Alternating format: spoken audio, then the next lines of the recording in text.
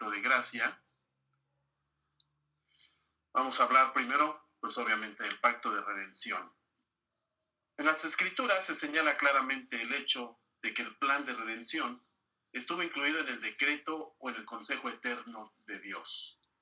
Ahí podemos ver en Efesios 1:4 y en varios más que recuerden siempre estarán ahí en el texto que subimos. Ahí están las citas que fundamentan lo que hablamos. Encontramos que en la economía de la redención hay, en un sentido, una división de labor. El Padre es el originador, el Hijo es el ejecutor y el Espíritu Santo es el administrador. Recordemos que estamos basándonos en un texto que definitivamente es trinitario.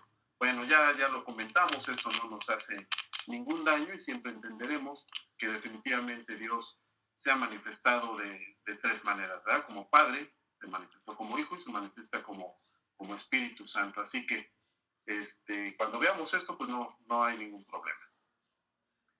Y esto solamente que lo que decimos puede ser resultado de un acuerdo voluntario entre la manifestación de Dios que muchos llaman las personas, ¿verdad?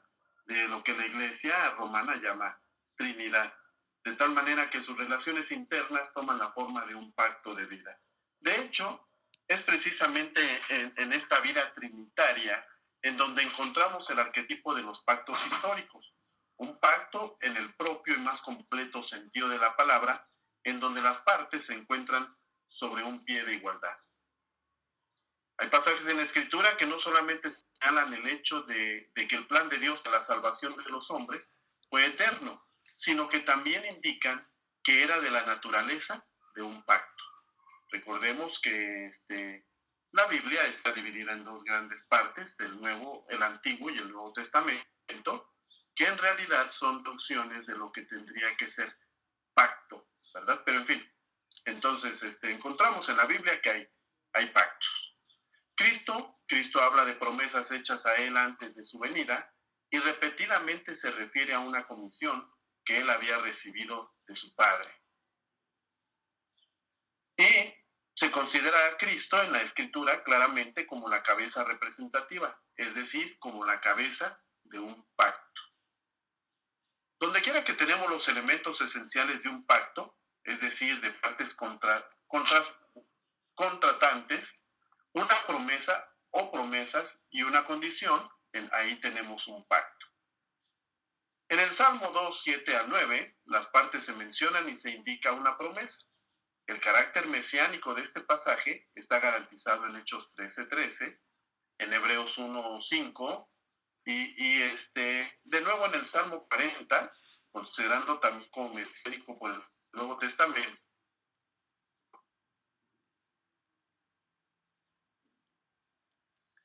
El Mesías expresa su solicitud para la voluntad del Padre, convirtiéndose en un sacrificio por el pecado. Esto habla repetidas veces una tarea que el Padre le confió. La afirmación que hace en Lucas 22:29 es particularmente significativa. Ahí dice, yo pues os asigno un reino como mi Padre me lo asignó a mí. El verbo que se usa aquí es diathemi, la palabra de donde se deriva diatheke, que significa designar por voluntad, testamento o pacto. Esa es la palabra que en griego aparece cuando que está haciendo es un pacto. Hay dos pasajes en el Antiguo Testamento que relacionan la idea del pacto inmediato con el Mesías. Es decir, por ejemplo, en el Salmo 89:3, y este se basa en el segundo libro de Samuel 7:12 al 14, se prueba que es un pasaje mesiánico y esto se comprueba en el Nuevo Testamento, en la carta a los Hebreos 1:5, en donde la persona de quien se habla se llama el siervo del Señor. Esta relación demuestra con claridad que este siervo no es meramente Israel, como lo encontramos en Isaías 42:6. Además, hay pasajes en los que el Mesías, ¿verdad? Que el Señor en su ministerio terrenal, cuando les pregunta de quién viene siendo hijo el Mesías y el Cristo, le dice pues de David, y dice, y entonces ¿cómo es que David le llama Señor, verdad? Dijo el Señor a mi Señor. Entonces ahí se ve claramente que obviamente que se está hablando del Mesías, no nada más del pueblo de Israel. Veamos la posición oficial de Cristo en este pacto, en el pacto de redención. La posición de Cristo en el pacto de redención es doble. En primer lugar, Él es un fiador, una palabra que se usa solamente en Hebreos 7:22. Un fiador es uno que se compromete a ser responsable de que las obligaciones legales de otro se satisfagan. Creo que todos hemos escuchado y sabemos lo que es un fiador, ¿verdad? Entonces en la Biblia encontramos que a él se le llama el fiador. En el pacto de redención, Cristo se compromete a expiar los pecados de su pueblo, sufriendo el necesario castigo, y se compromete a satisfacer las demandas de la ley en el lugar de ellos. Y al tomar el lugar de un delincuente, Cristo se convirtió en el postrer Adán y como tal, también en cabeza del pacto, el representante de todos aquellos a quienes el Padre dio al Hijo.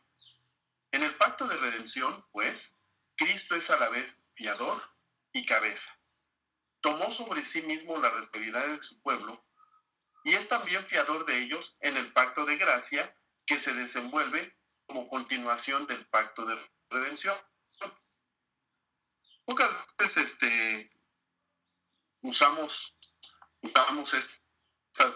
estos dos términos, ¿verdad? Cuando hablamos en la iglesia. El pacto de redención, el pacto de gracia. Bueno, la teología temática lo divide en dos partes para que podamos entender un poco mejor lo que la Escritura nos habla acerca de estos pactos. Cabe preguntar si el carácter de fiador de Cristo era condicional o incondicional. Por ejemplo, la jurisprudencia romana reconoce dos maneras de ser fiador. La primera se designa como fidejusor y la otra como expromisor. Dos palabras que se utilizan precisamente en el derecho. El fiador se compromete a pagar por otro, siempre que éste no cumpla satisfactoriamente por su propia cuenta.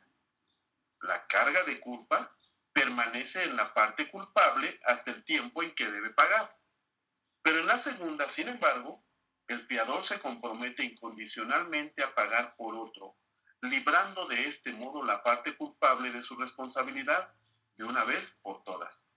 Entonces a veces nos preguntamos eso, ¿verdad? ¿Es como fiador condicional o como condicional? Entonces ya vimos que el incondicional, es cuando el fiador se compromete a pagar si el otro no paga. Cosa que eso sí lo seguimos viendo en el derecho de aquí de nuestro país, ¿verdad? Uno firma como fiador y si la persona a quien estamos respondiendo no paga, entonces pagamos nosotros. Pero también en el derecho romano había un fiador incondicional y el fiador incondicional era el que tenía que pagar liberando de la carga al otro. Y eso es lo que a veces la teología o en la iglesia nos preguntamos, ¿verdad? Si el Señor era un fiador condicional o incondicional.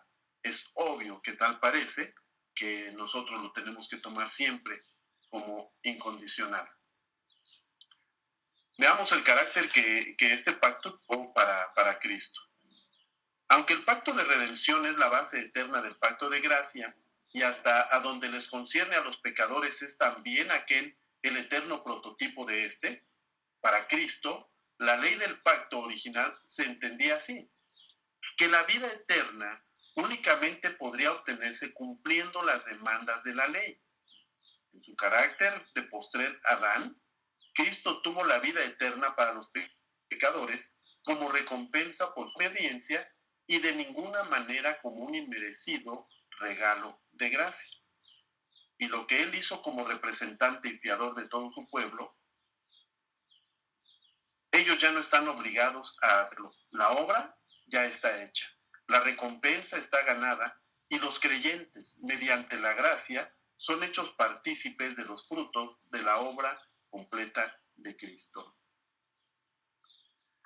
El carácter de Jesús en el pacto es ese, ¿verdad? Él viene a pagar. Ya los demás no tienen que pagar, pero vamos a ver los requerimientos y las promesas de este pacto de redención. Primero, los requerimientos. El Padre requirió del Hijo, que en este pacto aparecía como fiador y cabeza de su pueblo y como el postrer Adán, que diera satisfacción por el pecado de Adán y de aquellos a quienes el Padre había dado al Hijo, y que hiciera lo que Adán no había podido hacer, cumpliendo la ley y de este modo asegurando la vida eterna para toda su progenie espiritual. Este requerimiento incluía estas particularidades que vamos a hablar. 1. Que tomara la naturaleza humana, naciendo de mujer, y que de esta manera entrara en relaciones temporales, que tomara esta naturaleza con todas sus presentes debilidades, aunque sin pecado.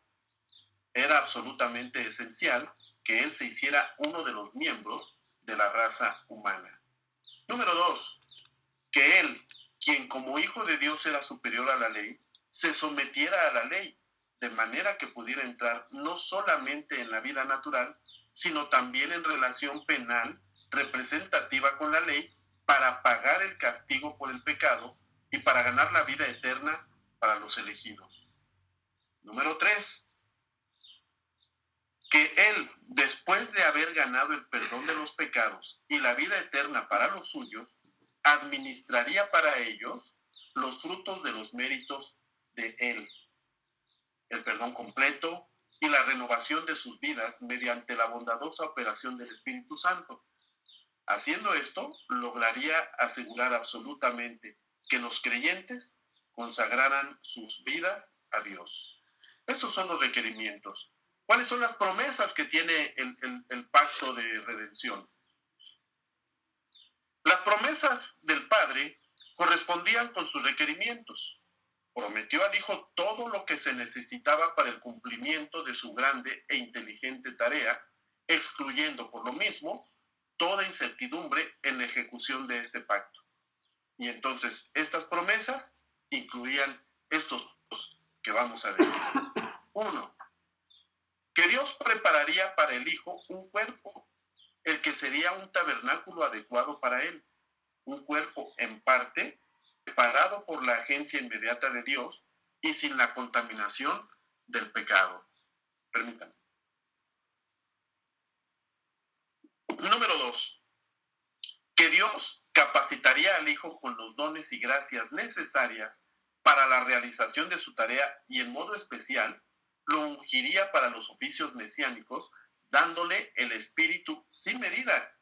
Una promesa que fue cumplida particularmente en el momento de su bautismo. Todos recordamos ese pasaje, ¿verdad? Número 3. Que Dios sostendría a su Hijo en la realización de esta obra, lo libraría del poder de la muerte y de esta manera lo capacitaría para destruir el dominio de Satanás y para establecer el reino de Dios.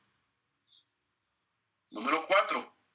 Que Dios autorizaría a su Hijo como recompensa por su obra perfecta para que enviara el Espíritu Santo para la formación de su cuerpo espiritual y para la instrucción, conducción y protección de la iglesia. Todas esas promesas, por supuesto, se ven cumplidas, ¿verdad? Después de que Jesús se entregó a la muerte. Ahora vamos a ver los puntos que indican la relación que este pacto tiene con el pacto de la gracia. Recordemos que hoy estamos viendo el pacto de redención y el pacto de gracia. Entonces, este pacto de redención tiene relación con el pacto de gracia y vamos a ver en qué puntos.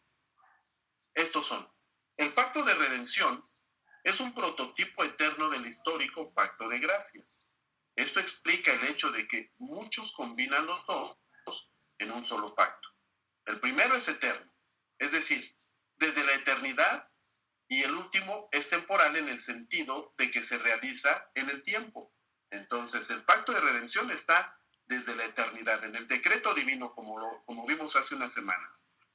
El primero, el pacto de redención, es un contrato entre el Padre y el Hijo como fiador y cabeza de los elegidos, en tanto que el último, el pacto de gracia, es un contrato entre Dios y el pecador elegido en el fiador. Yo espero que no nos hagamos bolas con estos temas, con este tema de los dos pactos, porque definitivamente lo que queremos es dar simpleza a lo que estamos diciendo y no hacerlo más complejo, ¿verdad? Ya se nos fue nuestra hermana. Bueno, otro punto en el que guardan relación. 2. El pacto de redención es el fundamento firme y eterno del pacto de gracia. Si no hubiera habido un consejo eterno de paz entre el Padre y el Hijo, tampoco hubiera habido venio entre Dios y los hombres pecadores. El consejo de redención hace que sea posible el pacto de gracia. Tampoco quiero que nos hagamos ni que pensemos que ya estamos viendo todo esto trinitariamente. No, definitivamente Dios es uno, pero en la Biblia no tenemos ningún problema en encontrar que Dios como Padre, Dios como Hijo y Dios como Espíritu Santo tiene sus propios deberes. ¿Sí? El Padre no actúa como Hijo, el Hijo no actúa como Espíritu Santo, el Espíritu Santo no actúa como Padre, algo son uno, ¿verdad? Entonces eso lo tenemos completamente claro. Número 3, el pacto de redención consecuentemente da también eficacia al pacto de gracia, porque en él están provistos los medios para el establecimiento y ejecución de este último. Por la fe, únicamente por la fe, puede el pecador obtener las bendiciones del pacto, y en el pacto de redención queda abierto el camino de la fe. El Espíritu Santo que produce la fe en el pecador fue prometido a Cristo por el Padre, y la aceptación del camino de vida por medio de la fe quedó garantizada en Cristo.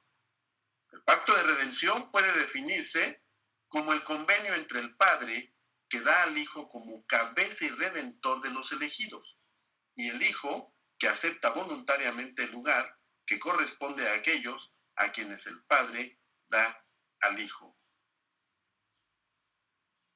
Veamos ahora el pacto de gracia. Este pacto de gracia, pues obviamente su temática es un poco más completa, más larga, pero vimos la relación que tienen estos dos pactos. Dios aparece en este pacto de gracia no solo como Dios soberano y benévolo, sino también y especialmente como un Padre lleno de gracia, como un Padre perdonador, dispuesto a perdonar al pecado y a restaurar a los pecadores a la bendita comunión que se tenía desde un principio con Él. En general, podemos decir que Dios establece de modo natural el pacto de gracia con el hombre caído. Históricamente, no hay indicación definida de ninguna limitación hasta que llegamos al tiempo de Abraham. Sin embargo, con el correr del tiempo, se hizo perfectamente evidente que esta nueva relación de pacto no era para incluir a todos los hombres. Esto es importante. Ya regresó nuestra hermana, qué bueno. Cuando Dios estableció en forma el pacto con Abraham, lo limitó al patriarca y a su simiente. Consecuentemente, tiene que presentarse la pregunta respecto a los límites exactos del pacto. Y no nos asustemos, vamos a ver que también incluye, por supuesto, lo vamos a ver más adelante, a la simiente espiritual, no solamente a la simiente carnal. Algunos tan solo dicen que Dios hizo el pacto con el pecador, pero esto no sugiere ninguna limitación y por lo mismo no satisface. Otros afirman que Dios lo estableció con Abraham y su simiente, es decir, su descendencia natural, pero especialmente, como lo dije ya hace unos instantes, con su simiente espiritual.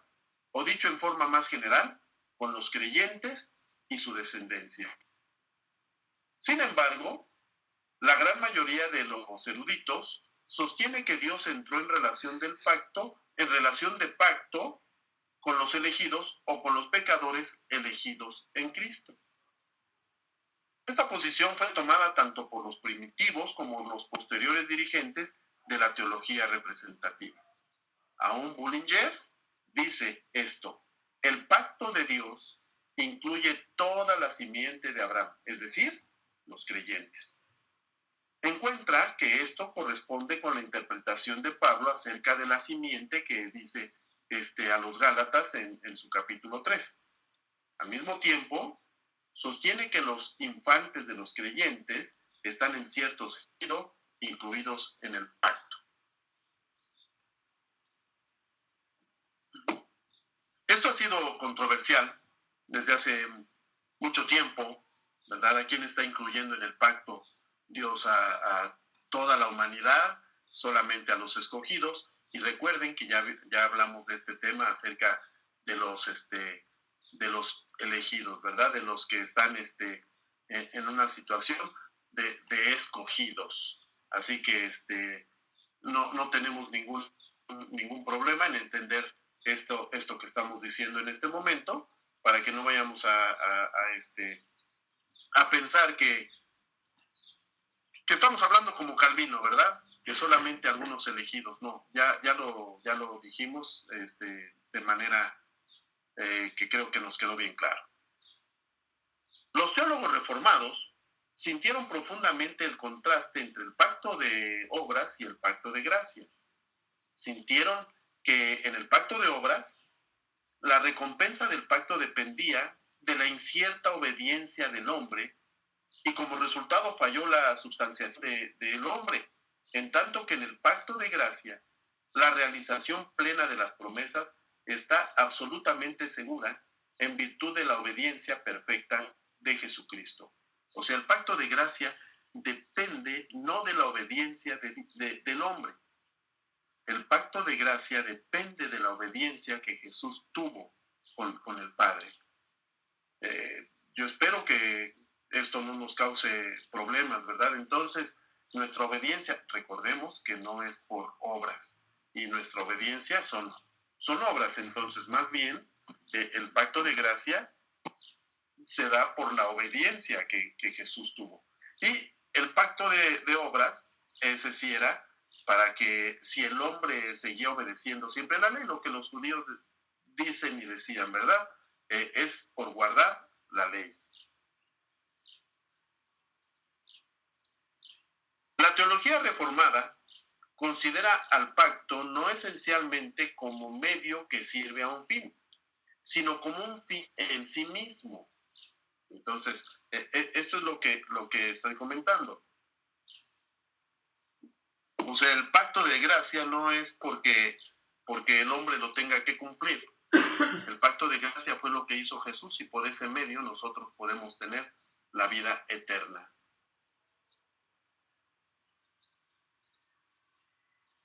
La teología reformada considera este pacto una relación de amistad que ante todo no representa e incluye ciertos privilegios externos, una lista de promesas ofrecidas al hombre, un bien que solamente se le ofrece, sino que fundamentalmente es la expresión de bendiciones concedidas gratuitamente, de privilegios acrecentados por la gracia de Dios con propósitos espirituales, de promesas aceptadas por una fe que es regalo de Dios, y de un bien ejecutado, al menos en principio, mediante la operación del Espíritu Santo en nuestro corazón. Y porque la teología reformada consideró que todo esto estaba incluido en la idea del pacto, y las bendiciones del pacto se cumplen solamente en aquellos que están verdaderamente salvos, insistió esta teología reformada en el hecho de que el pacto de gracia fue establecido entre Dios y los elegidos. La idea de que el pacto se realiza por completo solo en los elegidos es una idea perfectamente bíblica, como se ve, por ejemplo, en Hebreos 8. Además, está alineada completamente con la relación que el pacto de gracia mantiene con el pacto de redención, como ya habíamos visto anteriormente. Si en este último pacto Cristo se convierte en fiador tan solo de los elegidos, entonces la sustancia real del primero también debe limitarse a ellos. La Escritura acentúa firmemente el hecho de que el pacto de gracia, a diferencia del pacto de obras, es un pacto inviolable en el que las promesas de Dios siempre se cumplen. Aquí queda descartada toda condicionalidad, porque de no ser así el pacto de gracia perdería su característica especial. De esto se deriva el hecho de que no todos acepten de que, como decía Martín Lutero, salvo siempre salvo, sino como Calvino, ¿verdad? Entonces se puede perder la salvación, pero entonces estamos anulando el pacto de gracia. Y esto, miren, hermanos, es controversia siempre en la iglesia, ¿verdad? ¿Por qué? Por el hecho de que nosotros como hombres a veces no comprendemos en todo el aspecto de la salvación de Dios. O porque estamos muy acostumbrados a que de repente por alguna situación decimos que aceptamos a Cristo, nos queremos bautizar de inmediato y nuestra vida nunca cambia.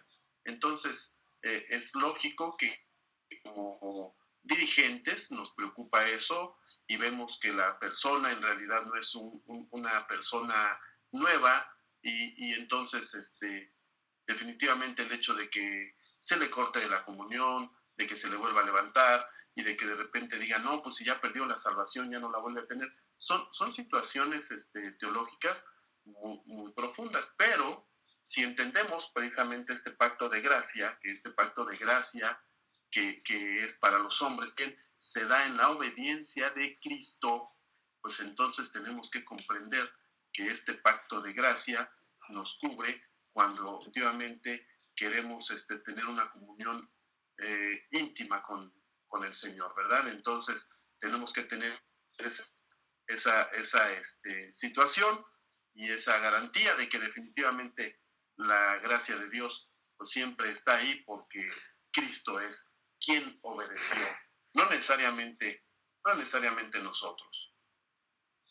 El pacto de gracia, entonces, puede definirse como aquel convenio de gracia entre Dios ofendido y el pecador ofensor, pero elegido, en el que Dios promete salvación por medio de la fe en Cristo y el pecador acepta salvación por la fe, comprometiéndose a una vida de confianza y de obediencia. Este es el punto. A nosotros que nos llamamos cristianos, tendríamos que entender que nos llamamos cristianos porque somos imitadores de Cristo. Y por supuesto, Cristo fue un hombre obediente a lo que el Padre le mandó. Un hombre sin pecado, eso lo tenemos completamente cierto. Entonces, nosotros tendríamos que ir por ahí, por esa situación de, a ver, yo soy un hombre, soy de naturaleza pecaminosa, con todas las situaciones de pecado que tiene nuestra vida, y que cuando comprendemos a Cristo y ese pacto que tiene con Dios y con nosotros de gracia, esa gracia tiene que hacer efecto en nosotros, que ya no nos vuelva a traer hacia lo que éramos antes. Entonces, un pacto que tenemos que tener confianza y una completa obediencia. Si nosotros tuviéramos esa confianza y esa obediencia, no tendríamos la situación de que, bueno, sí, somos salvos o ya perdimos la salvación. Cuando nosotros nos condujéramos de esta manera, no tendríamos por qué tener esa duda jamás. Veamos el contenido de este pacto de gracia. Hace rato veíamos el contenido del pacto de redención. Bueno, 1. Las promesas de Dios. Esto es importante.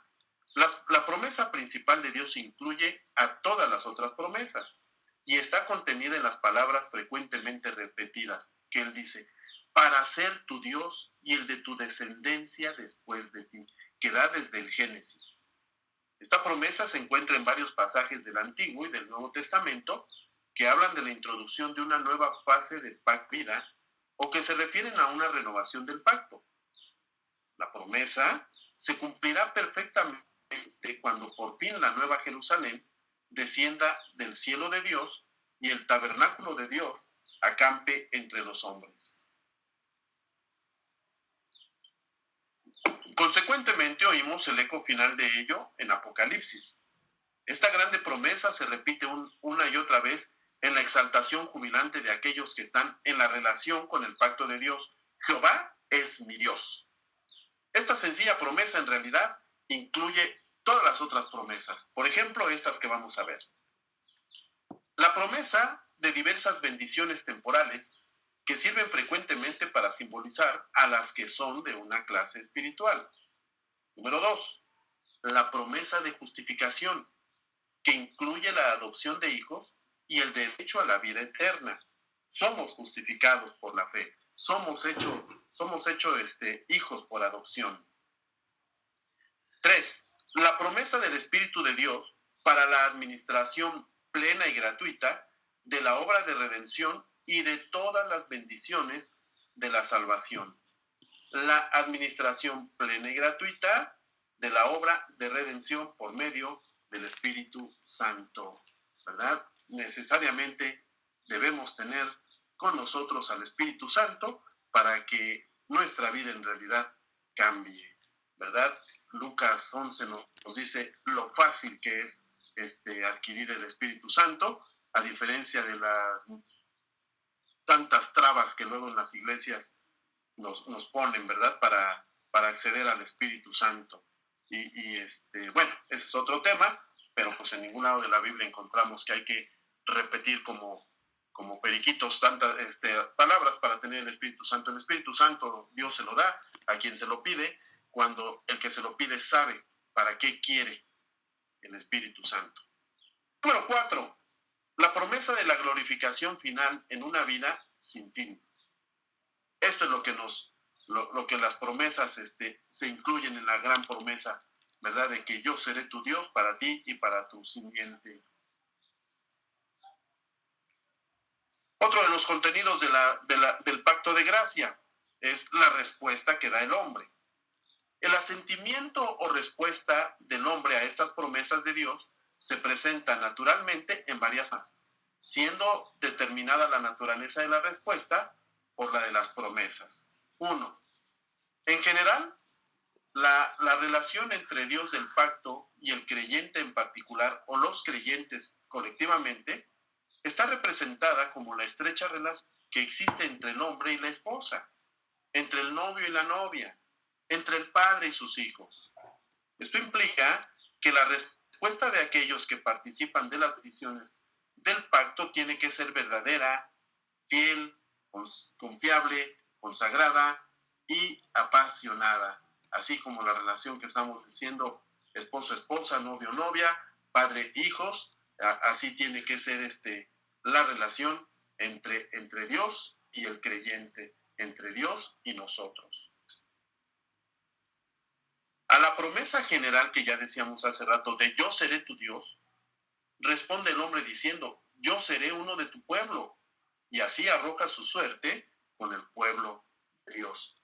¿Cuántas veces, verdad? No en la iglesia decimos, es que somos el pueblo de Dios, y definitivamente a veces andamos vagando de pueblo en pueblo, pero no en el de Dios. Y número 3, ¿cómo responde el hombre? A la promesa de justificación para perdón de los pecados, para ser adoptado como hijo y para gozar la vida eterna, responde el hombre con la fe que salva en Cristo Jesús, confiándose de Él en el tiempo y en la eternidad, por medio de una vida de obediencia y de consagración a Dios.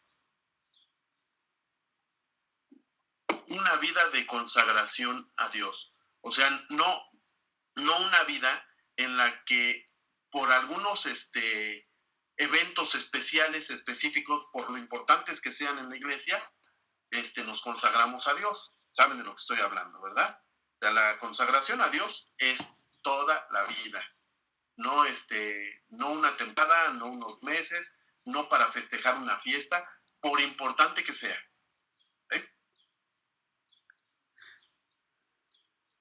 Veamos las características del pacto de gracia. Sabemos que es un pacto de gracia por estas características. 1. Porque en él Dios concede un fiador que cumple nuestras obligaciones. El Señor Jesús, ¿verdad? Él es nuestro fiador.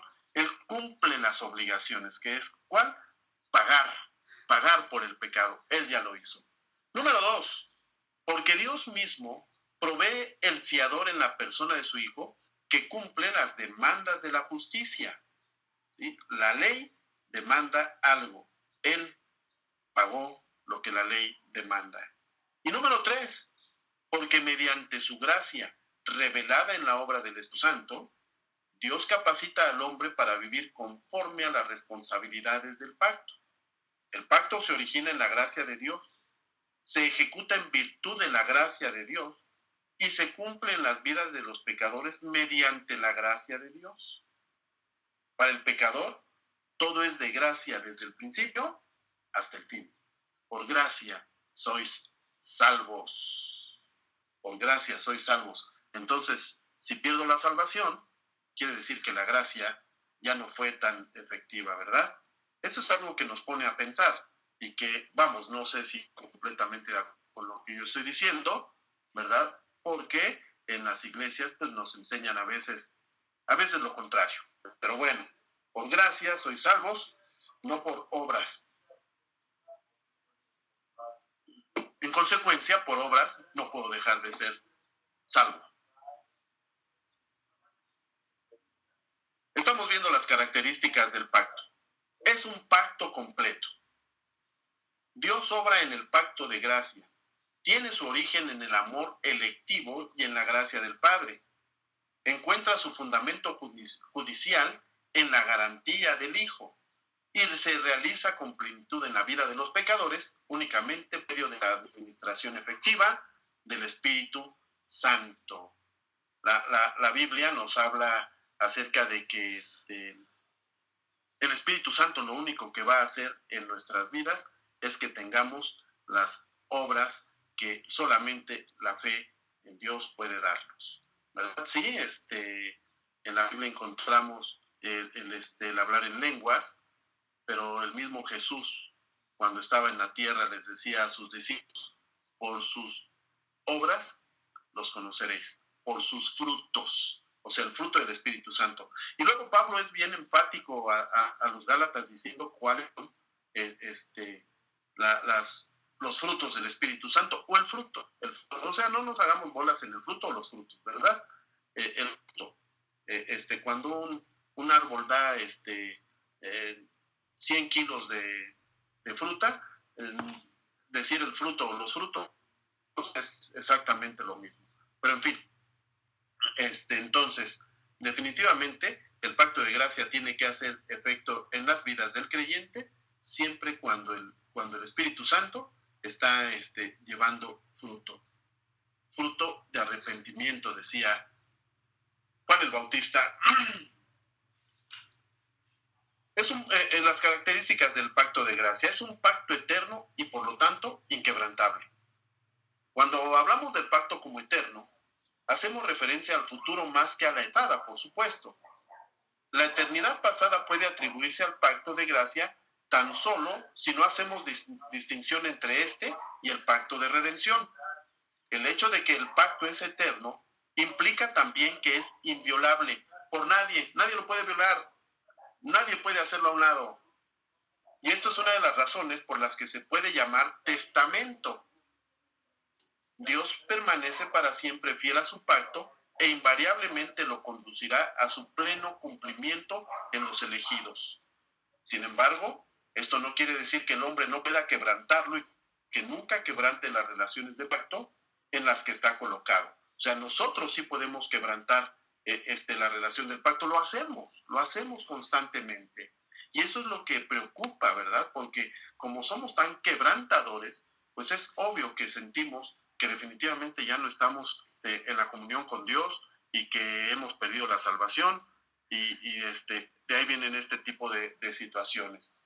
¿No? El pacto, ese pacto es inviolable. Lo quebrantamos, Dios no lo quebranta. Jesús no lo hace jamás. Ahora, el pacto es un pacto particular, no universal. Alguna vez me decían, ¿por quién murió cruz? ¿Por quién murió cruz? Perdón, ¿por quién murió Jesús en la cruz? Pues obviamente decía por la humanidad. Ah, entonces ya estamos salvos. Si fue por la humanidad, ya estamos salvos. Sería un razonamiento lógico, perfecto, pero tenemos que entender lo que la Escritura dice, no nada más lo que nosotros proponemos. Esto significa que no se va a cumplir en todos los hombres como pretenden algunos universalistas, y también que Dios no tuvo la intención de que se cumpliera en la vida de todos, según como enseñan los pelagianos. Y nuevamente decimos, ¿cómo? ¿No en la vida de todos? Bueno, pues que no vivimos en el mundo como para ver que no todo mundo acepta a Jesús. Entonces, definitivamente, recuerden que en el decreto divino ya estaba organizado todo lo que iba a suceder. Y estaba predicho que iba a haber unos elegidos porque nosotros nos acercamos a Jesús, no porque Él elija al azar, ¿verdad? Conforme van haciendo la humanidad, este sí, este no. Ya lo aclaramos alguna vez. Que ni aún en su relación externa de pacto alcanza a todos aquellos a quienes se predica el Evangelio, y eso lo sabemos claramente, ¿eh? Porque muchos de ellos no están dispuestos a ser incorporados en el pacto. ¿A cuántas personas no le han predicado a ustedes y que muchos no les hacen y no quieren saber nada de este pacto? Y la oferta del pacto no llega a todos, puesto que ha habido muchos individuos y hasta naciones que nunca estuvieron informados del camino de la salvación. Algunos de los antiguos luteranos pretenden que el pacto debía llamarse universal, puesto que ha habido épocas en la historia cuando fue ofrecido a la raza humana como un todo. Por ejemplo, dicen ellos, en la época de Adán, en la de Noé y su familia, y aún en los días de los apóstoles. Pero definitivamente no tenemos una base para hacer de Adán y Noé recipientes representativos de la oferta del pacto, y a los apóstoles en realidad no evangelizaron a todo el mundo. Entonces, obviamente fue culpa de ellos, por supuesto. Hay límites, ¿verdad? Entonces, nosotros no podemos estarle predicando a todo el mundo, aunque quisiéramos, no tendríamos el tiempo, no tendríamos la energía suficiente. Sí, hacemos nuestro mejor esfuerzo y eso es lo que el Señor recompensa. Pero definitivamente, no podemos evangelizar a todo el mundo, no ha habido épocas, no tenemos un fundamento en que digamos que definitivamente hubo épocas en que se evangelizó a todo mundo. No es así. Y además, como les decía, no todo el mundo acepta el evangelio, y eso lo sabemos muy bien. Lástima, pero así pasa. Otra característica bien importante, el pacto de gracia es esencialmente el mismo en todas las dispensaciones, aunque su forma de administración cambie. Sabemos muy bien que desde hace mucho tiempo, sobre todo Scofield, habló de 7 dispensaciones, ¿verdad? Y a partir de Scofield, que fue realmente un hombre muy, muy inteligente, un teólogo muy destacado, pero a partir de ahí, pues ya el mundo cristiano, por lo regular, maneja las 7 dispensaciones y pensamos que solamente así ha sido y que la dispensación que llamamos de la gracia es a partir de un momento y viene para acá. No, definitivamente, la gracia ha existido siempre. Se ha administrado de manera distinta, pero siempre ha existido la gracia. Así que el hecho de que digamos que estamos en la dispensación de la gracia, en realidad es tomar de un teólogo que fue influyente, pero que definitivamente no está marcando la historia de la humanidad de una manera correcta. En fin, cada quien tendrá su propia idea. Es bueno leer de las dispensaciones, saber en qué momento se dan, pero la gracia ha estado siempre. Claro que esto lo contradicen todos aquellos que pretenden que los santos del Antiguo Testamento se salvaron de manera diferente a la de los creyentes del Nuevo Testamento. Por ejemplo, nuevamente hablaremos de los pelagianos y los socinianos, que sostienen que Dios dio ayuda adicional mediante el ejemplo y las enseñanzas de Cristo. Los católicos romanos, que sostienen que los santos del Antiguo Testamento estuvieron en el limbo, hasta el descenso de Cristo al Hades, y los actuales dispensacionalistas que distinguen varios pactos diferentes. Y como ya les decía, menciona 7, Milligan menciona 9, e insisten en la necesidad de no confundirlos. La unidad del pacto en todas las dispensaciones se prueba de esta manera en la misma escritura. Sí, porque hoy podemos decir, bueno, ¿por qué no es así? ¿Por qué no están bien definidas? ¿Por qué si están bien definidas las dispensaciones, sobre todo según Scofield, a Milligan lo conocen muy pocos, si está así, entonces ¿por qué nosotros decimos que no? Bueno, la teología, recuerden, va más allá del estudio de un solo erudito o de un grupo de eruditos. Entonces, la unidad del pacto en todas las dispensaciones del pacto de gracia se prueba de esta manera en la misma escritura. 1. La expresión completa del pacto es la misma a través del Antiguo, tanto como del Nuevo Testamento. Yo seré tu Dios. Eso no tiene vuelta de hoja. Es la expresión del contenido esencial del pacto con Abraham, del pacto sinaítico, del pacto de los llanos de Moab, del pacto davídico y del nuevo pacto. Esta promesa realmente es un sumario perfecto y contiene una garantía de las bendiciones del más perfecto pacto. Cristo infiere del hecho de que Dios se llama Dios de Abraham, de Isaac y de Jacob, y que estos patriarcas están en posesión también de la vida eterna. Dios no es Dios de muertos, Dios es Dios de vivos. Número 2. La Biblia enseña que no hay sino un solo evangelio por el cual los hombres pueden ser salvos. Y porque el evangelio no es otra cosa que la revelación del pacto de gracia, se deduce que no hay sino un pacto, nada más. Este evangelio se escuchó desde la promesa maternal en Génesis 3:15. Fue predicado a Abraham y no puede ser suplantado por ningún otro evangelio que pueda ser judaizante. Entonces, desde un principio, Dios dio la promesa de que habría una reacción. Entonces, definitivamente, desde ahí vemos que aparece la gracia. ¿O qué es lo que Dios trató de decir con esto de la redención? Definitivamente la gracia ha existido siempre, aunque las dispensaciones se llamen de cualquier manera. La gracia es una y ha sido eterna. Bueno, hace rato decíamos que era desde un tiempo. Bueno, pues sí, desde el tiempo en que el hombre conoció a Dios. Número 3, Pablo razona largamente en contra de los judaizantes, sosteniendo que el camino en el que Abraham obtuvo salvación es típico de los creyentes del Nuevo Testamento, sin importar que sean judíos o gentiles. Habla de Abraham como el padre de los creyentes y prueba claramente que el pacto con Abraham todavía está vigente. Se desprende con perfecta claridad del argumento de Pablo cuando les escribe a los de Roma y a los de Galacia, que la ley no ha anulado ni alterado el pacto.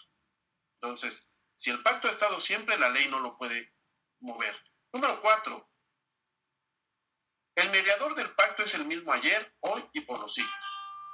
En ningún otro hay salvación, porque no hay otro nombre bajo el cielo dado a los hombres en que podamos ser salvos. La simiente prometida a Abraham es Cristo. Y aquellos que están identificados con Cristo son los verdaderos herederos del pacto. Cualquier situación que hablemos acerca de la salvación de todos aquellos que no conocieron a Cristo, el hecho de que cómo se van a salvar y que hablemos de la salvación por obras, de que hablemos de cualquier otra cosa, tenemos que tener en cuenta esto que vamos a decir.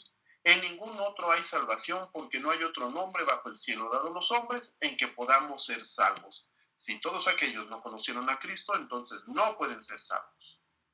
Pero entonces Dios sí está actuando de una manera injusta, ¿no? Todos aquellos que vivieron antes de Cristo, nadie puede tener la salvación. La gracia ha existido siempre. Número 5. Camino de salvación revelado en el pacto es el mismo. La Escritura insiste invariablemente sobre las mismas condiciones y podemos comparar Génesis 15:6 con Romanos 4:11, ya nos damos cuenta que estamos hablando de lo mismo. Las promesas cuya realización esperan los creyentes fueron siempre los mismos. Y los sacramentos, aunque difieren en forma, tienen especialmente la misma significación en ambas dispensaciones. Número 6. Este pacto es condicional a la vez que es incondicional.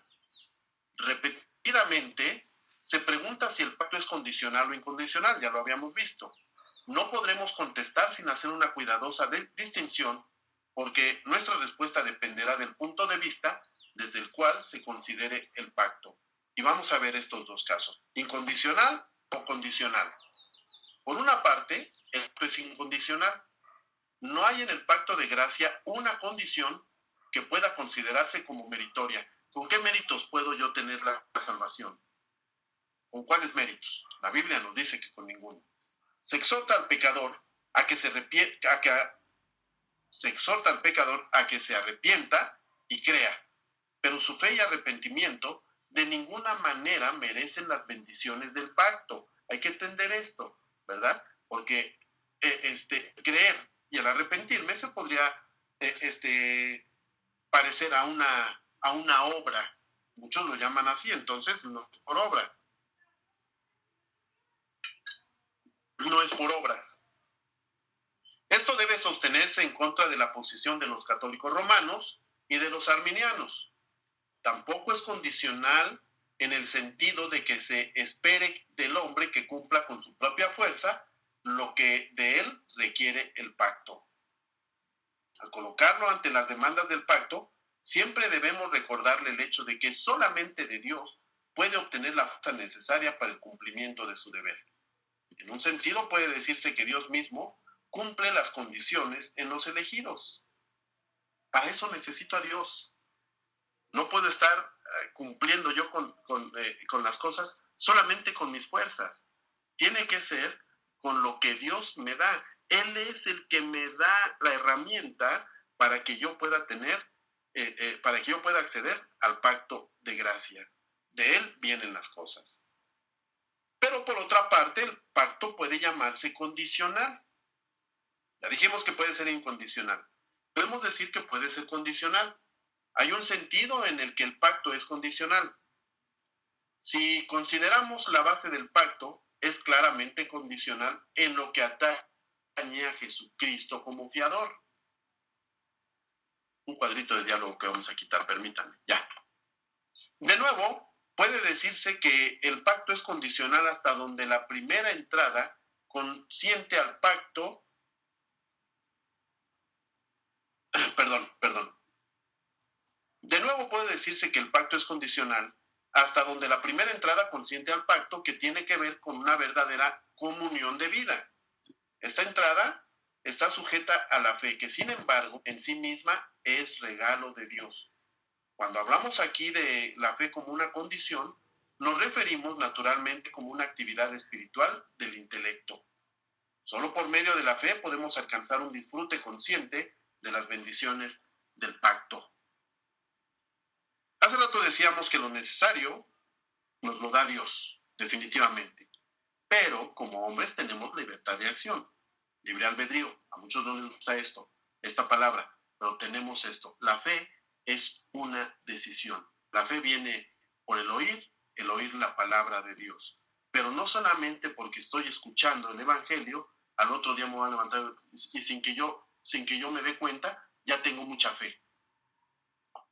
No, un día me despierto y decido creer en lo que Jesús es, en lo que Jesús me ofrece, en lo que Jesús hizo por mí.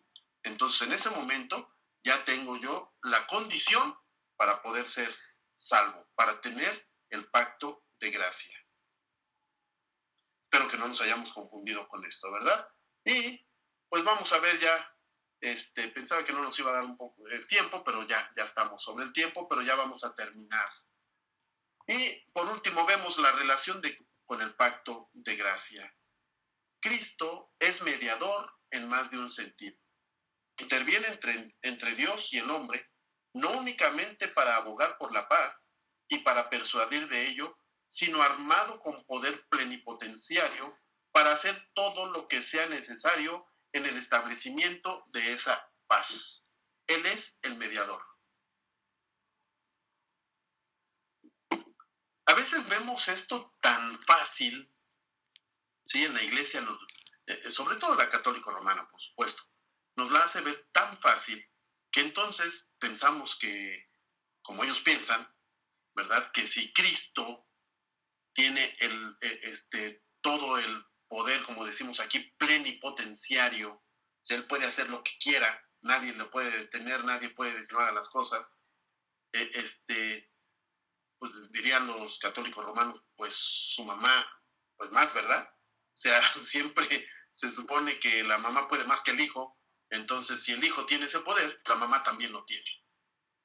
Pero definitivamente solamente es por lo que las relaciones humanas que conocemos en el mundo nos pueden permitir, ¿verdad? Si yo puedo hacer algo, pues más mi mamá, más mi papá, pero no es así en la Biblia. Definitivamente no hablamos mucho de las griegas, pero las palabras griegas tienen tal fuerza que a veces no nos permiten irnos hacia otro lado.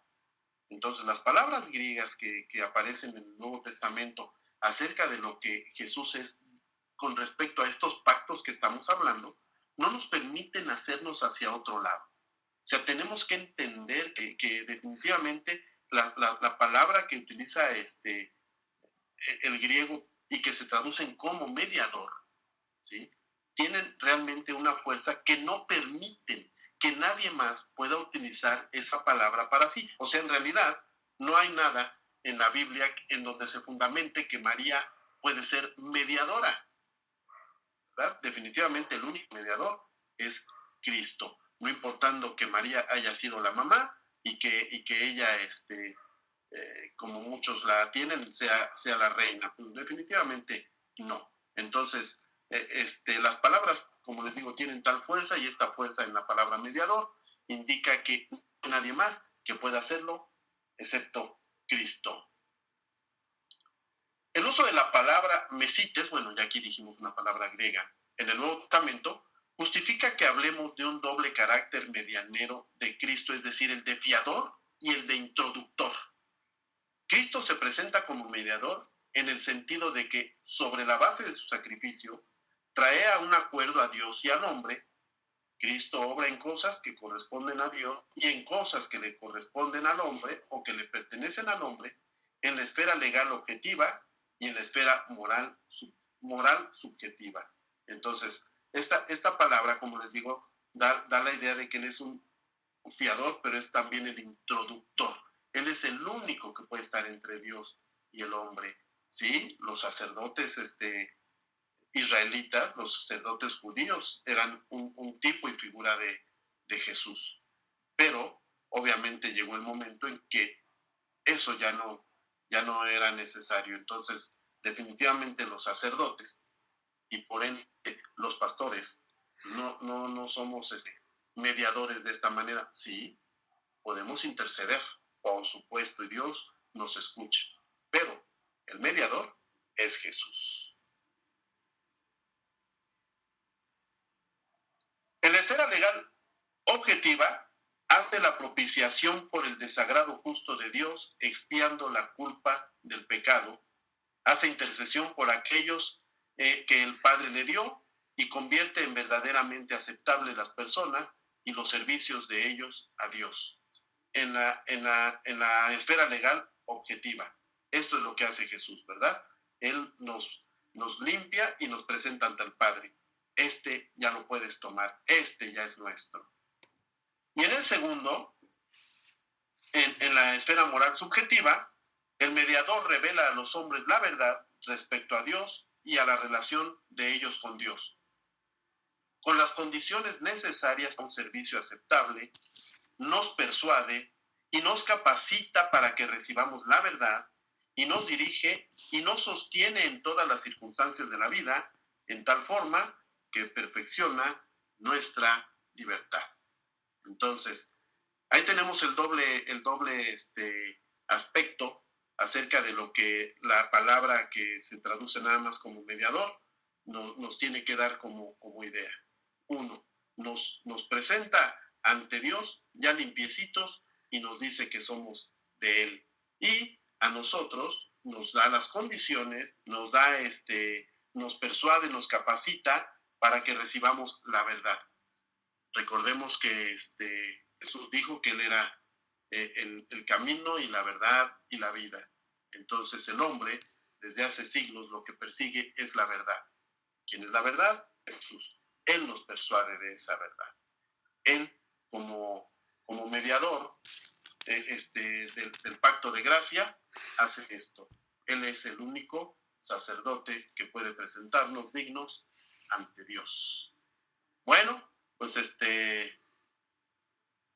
ya no les quité más tiempo. Bueno, ya nuestra hermana ya se retiró. Pues se congeló ahí la imagen en su internet. Bueno, ya nos bendiciones, pues que Dios bendiga a nuestra hermana. Hermano Edwin, pues pues fuimos poquitos, pero bueno, hoy tuvimos con nosotros a nuestro hermano Alberto, que ya está bien. La semana pasada, ¿no? Pues qué bueno, gracias a Dios que está con bien. Entonces, pues hemos terminado este capítulo. Recuerden, por favor, que a más tardar el domingo en la noche, mañana tenemos junta en el obispado. Es difícil que esté aquí en casa guardando esto. Hacemos algunas correcciones de última hora aquí en el texto para que no se vaya ningún dato erróneo, pero pues ya estará en la